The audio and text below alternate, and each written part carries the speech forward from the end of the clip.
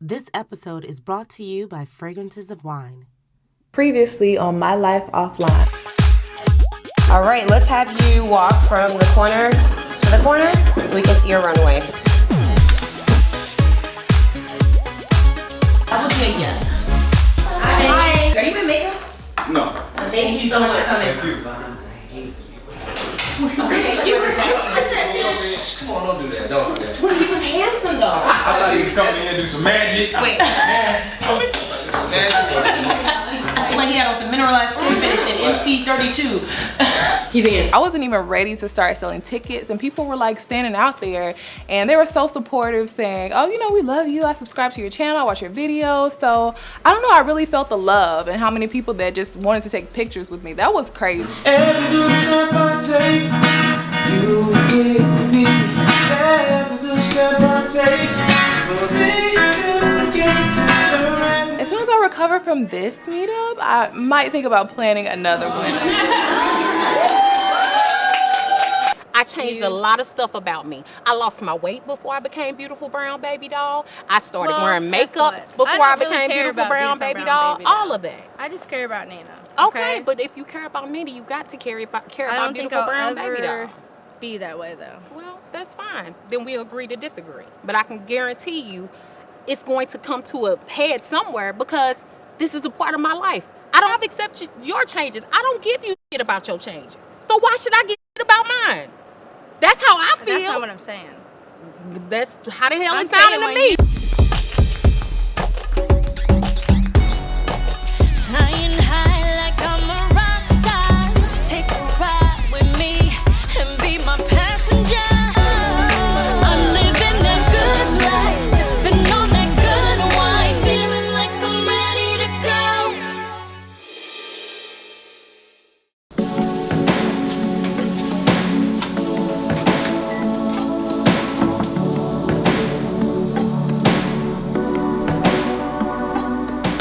I'm working on my hair care line. HairCrush is my name from YouTube. And so many women ask me how I grew my hair so long. It's not a magic potion, y'all. It's nothing you can buy from the store that's gonna magically make your hair grow waist length. But there are products you can use that'll give you moisture and give you everything you need. So I've been working on a line. I want everything that kind of worked for me all in one space. Because initially I thought, well, maybe this just works for my hair. Then I had all my friends try it and I had the same reaction. They said, make me some more. What is this you're putting in this jar? I've been working on it for a couple of years now. I think I finally found it. It took my hair about 4 years to grow out when I started using my products. But let's be clear, genetics do play a part. And I never like to push anything and just say, oh, this is the magic grow. Your hair is just gonna be stupid long when you use this. You're gonna be sitting on it like Rapunzel.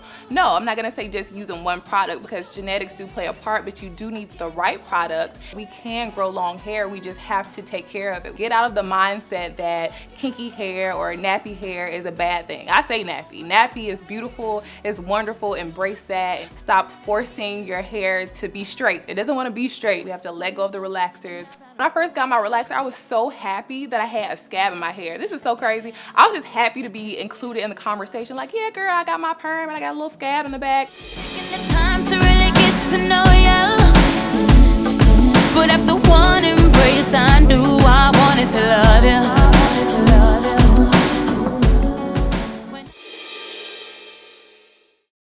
Do these products to like make money or be big for my products. It started off as something that I was just interested in because I like to make stuff on my own. I used ingredients that really worked well for my hair, and a lot of my subbies and people who watch me on YouTube were like, why don't you bottle it up so we can buy it? And I'm like, well, you can just make it. And they were like, no, but we want you to make it. So I just started making it and it sells. Some people have actually asked for me to have it in their stores. Some people have asked me if I'm ready for retail. And I've never gotten to that point just because it's something I enjoy doing. And I don't know if I ever want to get to the point where it's so commercialized that it's out of my hands, but it's at a low rate and a low price. So people feel like it's something from me that they're actually getting that was made with my hands.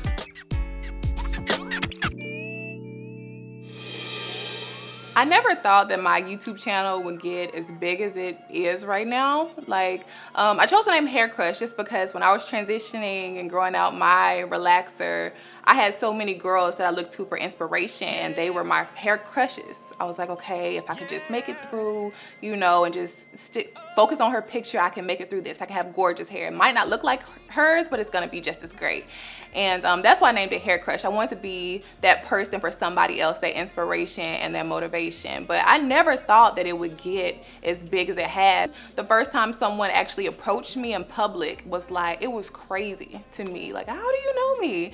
And she was like, from YouTube, I saw a video. It was cool but scary at the same time. And I didn't know if I was ready for that kind of attention. For real, to keep, you know, because I knew the more videos I would post, the more blogs I would make, the more people would know me. And I don't think I understood that. It's just like, oh, I just put this up here. Nobody's really gonna see it. And it's grown to almost like 6 million views at this point. And it's a blessing, and I feel like things happen for a reason. Even when you don't see it, it's kind of like, okay, well, I'm supposed to be doing this. God is kind of directing my path, and you know, it's working out. The YouTube community, for the most part, is uplifting and positive towards one another. But I think in anything you do, there will be competition. And people want to be at the top, want to be the most known natural hair blogger and blogger.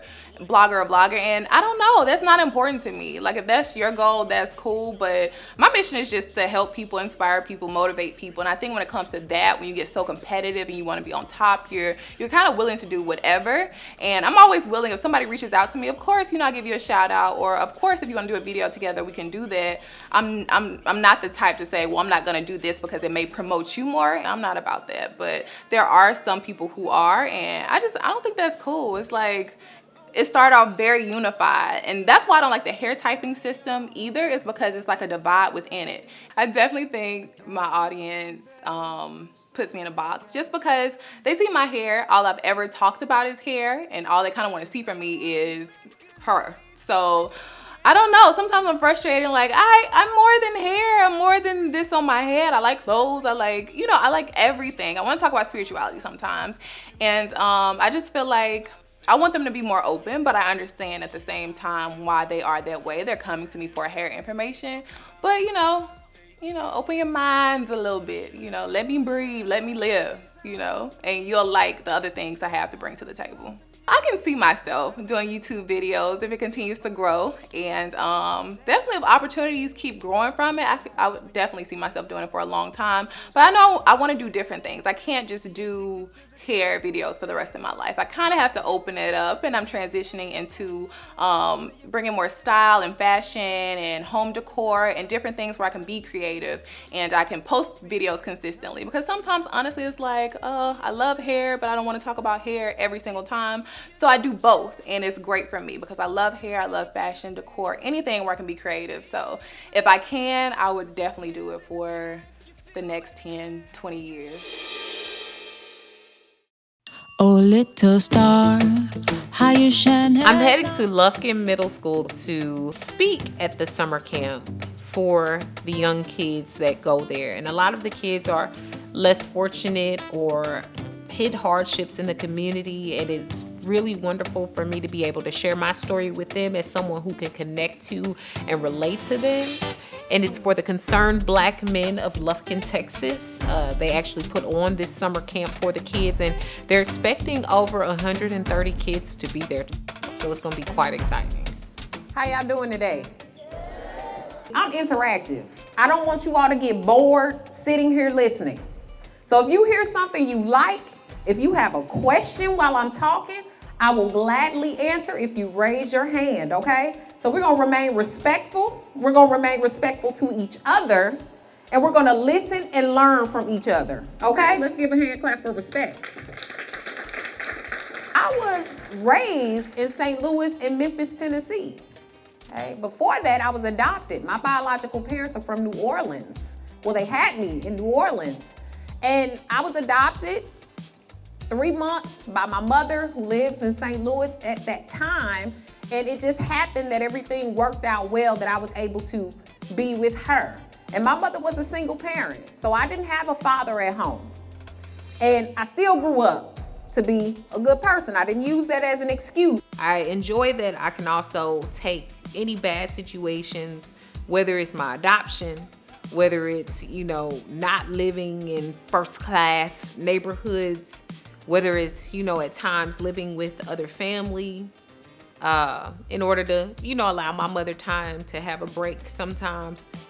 All of those things for me have added for me being a more resilient person. The resources that you all have right now, you have the capability to be even better than the people before you. Isn't that right? Everybody's good at something. And one thing I'm good at is talking. I talk a lot. I heard somebody say, But guess what? My mouth got me far. You might think you young right now, you can do whatever you want to do. But a lot of the things that you want to set up for the rest of your life are starting right now. I believe that as a young woman, I've gone through more than a lot of 50, 60-year-old women have gone through and have survived and have come out really grounded, really smart, and really street savvy as well. And I enjoy that about my life.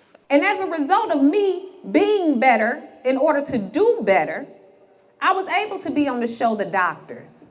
I was able to be on the Jeff Probst Show, Extra, Inside Edition. I was in People Magazine. I was in Essence Magazine, HLN, CNN, Dr. Oz Show, okay? Little old me, Nina, from the hood, where people were up to no good. And let me tell you all a story about being nice to people. There have been people that I've met that I didn't know who they were. I didn't know who they were. I didn't know they were presidents of companies. So when you think you want to get an attitude with somebody, think about it first, because you don't know who you're talking to.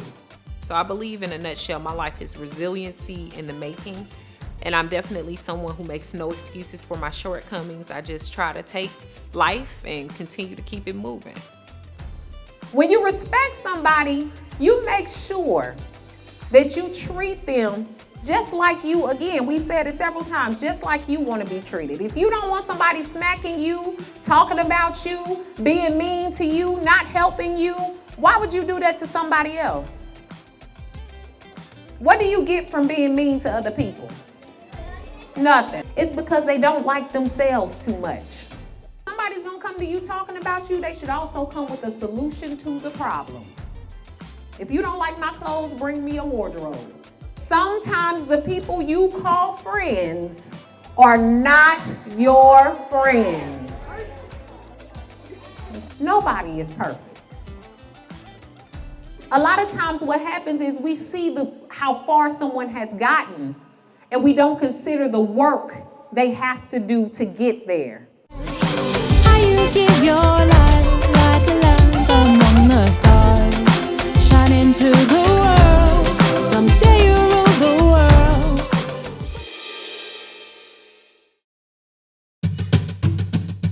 We're really excited about the Fashion Social because it's the first one for StyleQueue since we launched in November of 2012. You pull out that cash, I tell you I don't want it. I took a chance, ain't paying time for it. Our Chicago subscribers are actually our most dedicated fans, I must say, out of all of the subscribers that we have. They always come out in heavy numbers. We're gonna go get dressed, and then I'll be ready. I want everything, but I don't need diamonds for you to be in my world. This year's Fashion Social is called City Lights, and we wanted to do something really special since it is in Chicago. This one is going to feature a mini fashion segment facilitated by a stylist here in Chicago. Her name is Perry Sade. It's time. It's time. You ready? Sade, when we first bring you up, dress me, whatever, just to make people laugh. I serve the scene on a regular. Work, night, and day. Yeah!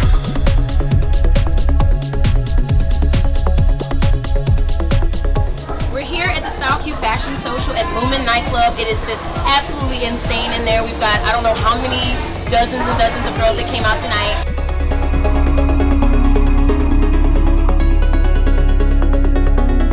I hate separating my hair. I wish it could just already be separated. You know, it's a lot of pressure when you're a natural hair YouTuber. You gotta get it right. On YouTube, they've turned their channels into corporate enterprises. I mean, I could just name some folks, you know what I mean? Michelle Phan, you know, Dulcie Candy. These girls are millionaires. Literally 7 figures from just YouTube alone. It's not just making videos. It's, you know, these endorsements, these sponsorships, these partnerships with some of these brands are just phenomenal. These opportunities are just endless because it's just a platform that you're able to, you know, basically companies are paying you to use your platform, and the more subscribers you get, the more valuable you become to these companies. So I see the value there. I see the potential there. Would I go and just do YouTube only? Probably not, because like kind of like what Meechy said, I'm not addicted to corporate, but kind of like what Meechy said though, just having multiple streams of income, a lot of different things. I probably wouldn't just like seclude myself to just one thing ever. But at the same time, if you do YouTube, you run your own show, you can determine how many different levels of business that you want to venture out to. You have that option. You're in control of that.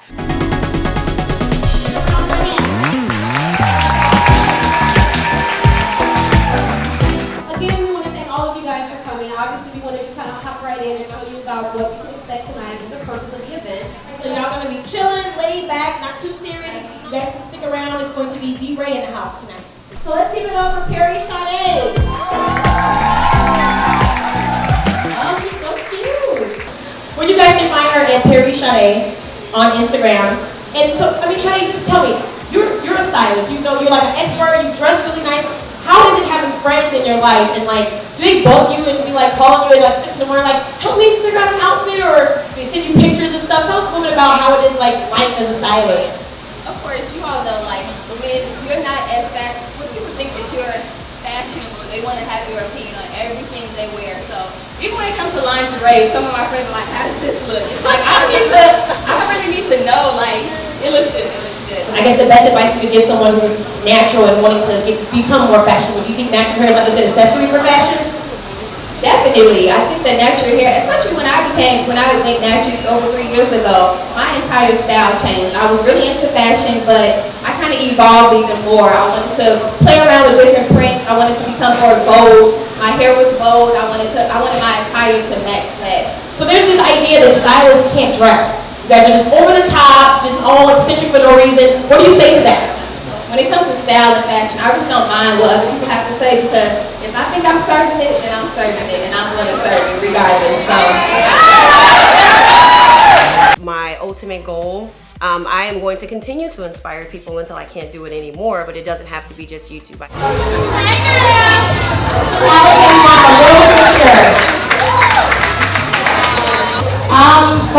to say a little bit about the line that we're kind of showing for this summer, it's called Ripped by Alex.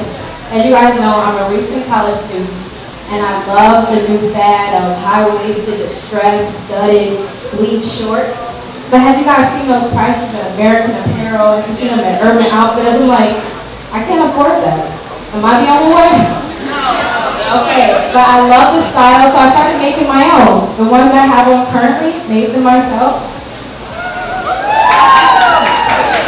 I started doing it for my friends because they saw the ones I had on there, like, where'd you get those? I'm like, I made them. So they wanted me to start making theirs, and my sisters caught on to it. And they're like, you know, you can actually make those for more than just your friends or more than just yourself, and spread it to everybody else. And boom, Ripped by me, Alex was born. So I'm so excited to do this. It's so much fun for me to do, and I hope that you guys enjoy them as well. Thank you.